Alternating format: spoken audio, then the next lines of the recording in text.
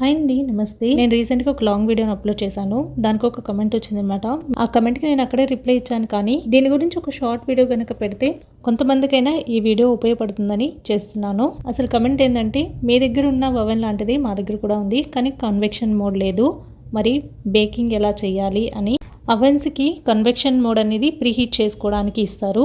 మరి ఆప్షన్ లేకుండా మనం ప్రీహీట్ చేయలేము. ప్రీహీట్ చేయకుండా బేకింగ్ సంబంధించినవి ఏవి కూడా మనం తయారు చేసుకోలేము. ఆ ఆప్షన్ అనేది కొన్ని ఓవెన్స్కి ఉంటుంది, కొన్నిటికి ఉండదు. అది మనం ముందుగానే తెలుసుకొని గన తీసుకోగలిగితే మనకి తర్వాత ఏమీ ఇబ్బంది ఉండదు. మొదట అవన్ నేను తీసుకోవాలనుకున్నప్పుడు కూడా దాని గురించి నాకు ఏమీ తెలియదు, కానీ ఏ పర్పస్ మీద తీసుకోవాలనేది మాత్రం మైండ్లో ఉండింది. అక్కడికి వెళ్ళాక అక్కడ షాప్ వాళ్ళే మనకి వివరించి చెప్తారు దేనికి ఏది పనిచేస్తుంది అని. దాన్ని బట్టి మనం సెలెక్ట్ చేసుకోవడానికి కుదురుతుంది. కాబట్టి మీరు తీసుకునే దానికంటే ముందుగానే ఒక్కసారి మీరు చెక్ చేసుకోండి, మీకు ఏ టైప్ ఆఫ్ ఓవెన్ కావాలా లేదా ఓటీజీ కావాలా అనేది. ఓటీజీ అవెన్ ఈ రెండింటికి కూడా చాలా తేడా ఉంటుంది.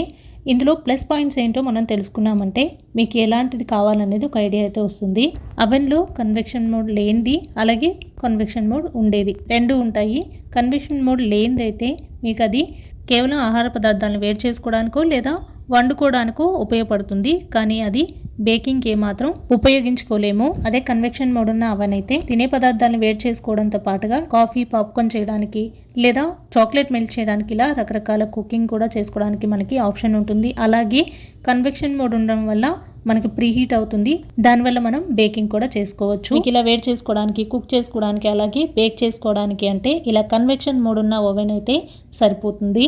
అదే మీరు కేవలం బేకింగే చేసుకోవాలి అనుకుంటే మాత్రం ఓటీజీ మీకు చాలా బెస్ట్ ఆప్షన్. అవెన్లో కొన్ని ప్లస్ పాయింట్లు ఏంటంటే ఆహార పదార్థాలను వేడి చేసుకోవడానికి, అలాగే కొన్ని వంటలు కూడా దానిలో తయారు చేసుకోవడానికి కొన్ని ఆప్షన్స్ అనేది ఇస్తారు. అలాగే ఒక బుక్ కూడా మనకి ప్రొవైడ్ చేస్తారు, దాన్ని చూసి మనం తయారు చేసుకోవచ్చు. అదే ఓటీజీ అనుకోండి, ఇందులో కేవలం బేకింగే చేసుకోవడం అవుతుంది, కానీ పర్ఫెక్ట్ బేకింగ్ అనేది అవుతుంది.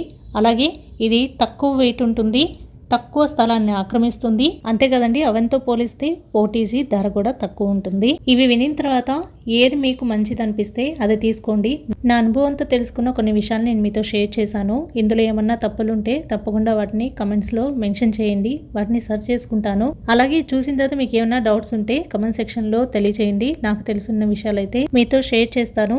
ఇంకా వివరంగా ఓటీజీ అవెన్ గురించి తెలుసుకోవాలంటే యూట్యూబ్లో బోల్డ్ అనే వీడియోస్ ఉన్నాయి, ఒక్కసారి చెక్ చేయండి. అన్నట్టు ఈ వీడియో గురించి అయితే ఏం చెప్పలేదు కదా, దీని లాంగ్ వీడియోని నేను ఆల్రెడీ అప్లోడ్ చేసినాను. చూసే ఇంట్రెస్ట్ ఉన్న వాళ్ళు ఛానల్ లోపలికి వెళ్ళి ఒకసారి చెక్ చేయండి.